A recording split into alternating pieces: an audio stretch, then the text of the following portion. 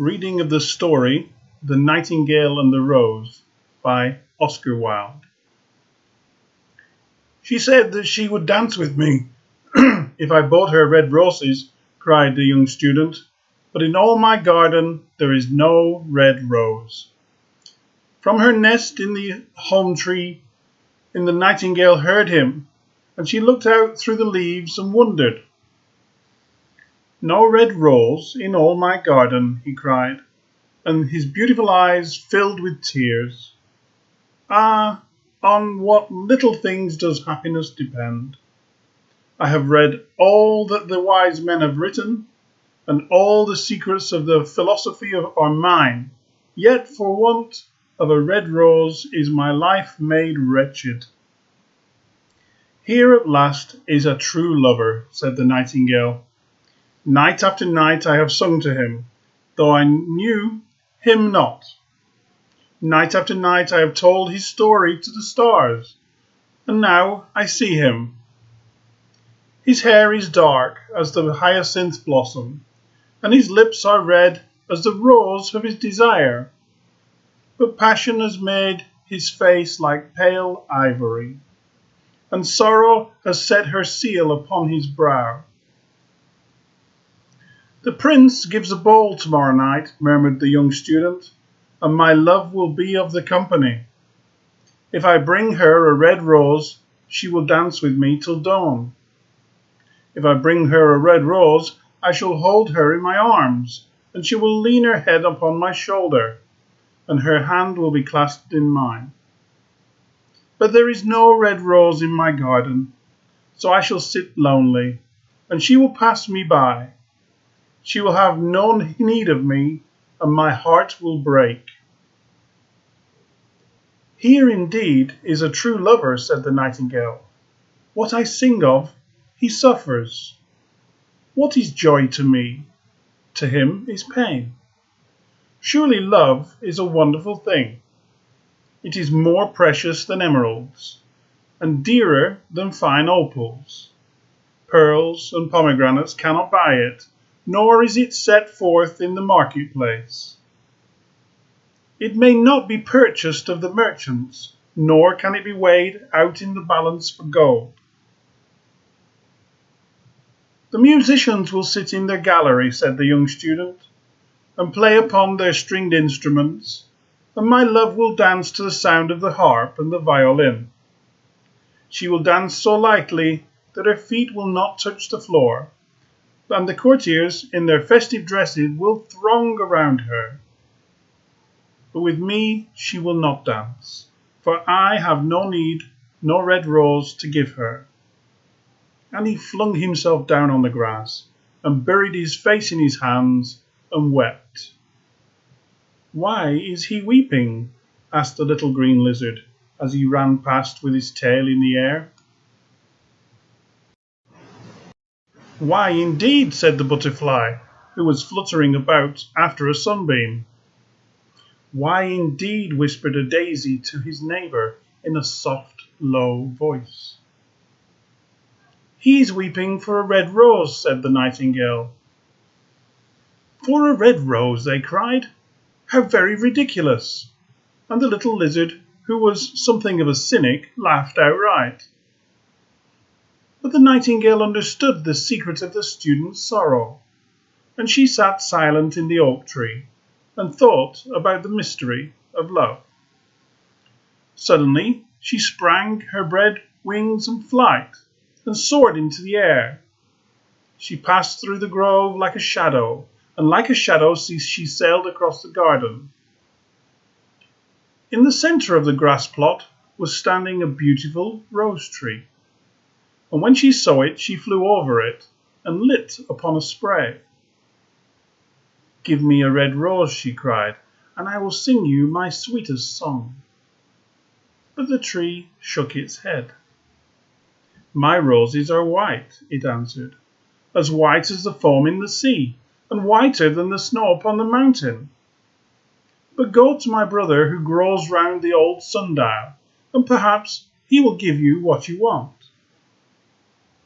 So the nightingale flew over the rose tree that was growing round the old sundial. Give me a red rose, she cried, and I will sing you my sweetest song. But the tree shook its head. My roses are yellow, it answered, as yellow as the hair of the mermaid who sits on the amber throne, and yellower than the daffodil that blooms in the meadow before the mower comes with his scythe. But go to my brother, who grows beneath the student's window, and perhaps he will give you what you want. So the nightingale flew over to the rose tree that was growing beneath the student's window. Give me a red rose, she cried, and I will sing you my sweetest song. But the tree shook its head. My roses are red, it answered, as red as the feet of the dove, and redder than the great fans of coral that wave and wave in the ocean cavern. But the winter has chilled my veins, and the frost has nipped my buds, and the storm has broken my branches, and I shall have no roses at all this year. One rose is all that I want, cried the nightingale. Only one red rose. Is there no way by which I can get it? There is a way, answered the tree, but it is so terrible I dare not tell it to you. Tell it to me, said the nightingale. I am not afraid. If you want a red rose, said the tree, you must build it out of the music by moonlight and stain it with your own heart's blood. You must sing to me with your breast against a thorn. All night long you must sing to me, and the thorn must pierce your heart, and your lifeblood must flow into my veins and become mine. Death is a great price to pay for a red rose, cried the nightingale, and life is very dear to me. It is pleasant to sit in the green wood and to watch the sun in its chariot of gold, and the moon in a chariot of pearl. Sweet is the scent of the hawthorn, and sweet are the bluebells that hide in the valley, and the heather that blows on the hill. Yet love is better than life, and what is the heart of a bird compared to the heart of a man? So she spread her brown wings for flight and soared into the air. She swept over the garden like a shadow, and like a shadow she sailed through the grove. The young student was still lying on the grass where she had left him, and the tears were not yet dry in his beautiful eyes. Be happy, cried the nightingale. Be happy, you shall have your red rose. I will build it out of music by moonlight, and stain it with my own heart's blood. All that I ask of you in return is that you will be a true lover, for love is wiser than philosophy, though she is wise and mightier than power, though he is mighty. Flame-coloured are his wings, and coloured like flame is his body. His lips are sweet as honey, and the breath is like frankincense. The student looked up from the grass and listened, but he could not understand what the nightingale was saying to him, for he only knew the things that were written down in books. But the oak tree understood, and felt sad, for he was very fond of the little nightingale who had built her nest in his branches. Sing me one last song, he whispered. I shall feel very lonely when you are gone. So the nightingale sang in the oak tree, and her voice was like the water bubbling from a silver jar. When she had finished her song, the student got up and pulled a notebook from his lead and a lead pencil out of his pocket. She has form, he said to himself, as she walked away through the grove. That cannot be denied to her, but has she got feeling? I am afraid not. In fact, she is like most artists. She's all style without any sincerity. She would not sacrifice herself for others. She thinks merely of music, and everybody knows that the arts are selfish. Still, it must be admitted that she has some beautiful notes in her voice. What a pity it is that they do not mean anything, or do not do any practical good. And he went into his room and lay down on his little pallet bed and began to think of his love. And after a time he fell asleep. And when the moon shone in the heavens, the nightingale flew to the rose tree and set her breast against the thorn. All night long she sang with her breast against the thorn, and the cold crystal moon leaned down and listened. All night long she sang, and the thorn went deeper and deeper into her breast, until her lifeblood ebbed away from her. She sang first of the birth of love in the heart of the boy and the girl, and on the topmost spray of the rose tree there blossomed a marvellous rose. Petal following petal, as song followed song. Pale was it at first, as it the mist and the hangs over the river, pale as the feet of the morning, and the silver as the wings of the dawn. As the shadow of the rose in the mirror of silver, as the shadow of the rose in the water pool, so was the rose that blossomed on the topmost spray of the tree. But the tree cried to the nightingale to press closer against the thorn. Press closer, little nightingale, cried the tree, or the day will come before the rose is finished.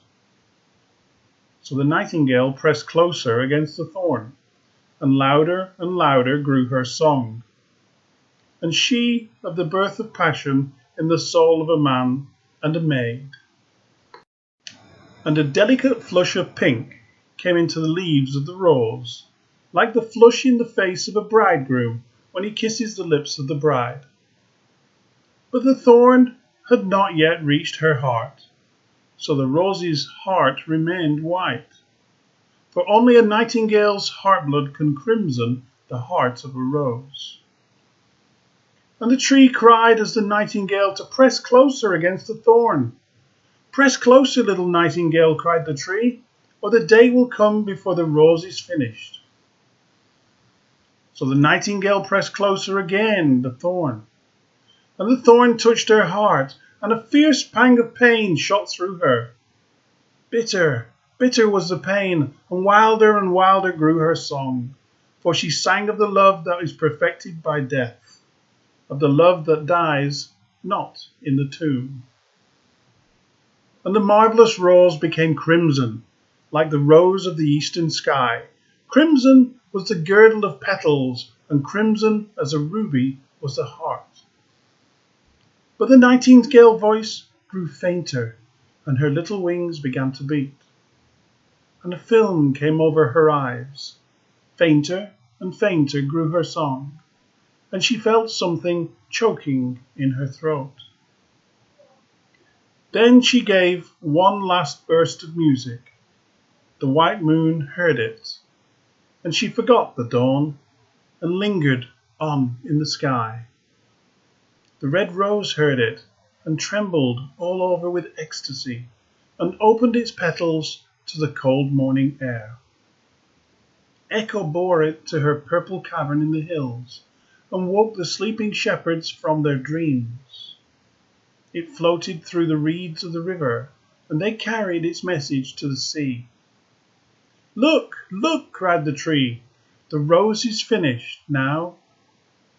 But the nightingale made no answer, for she lay dying in the long grass, with the thorn in her heart.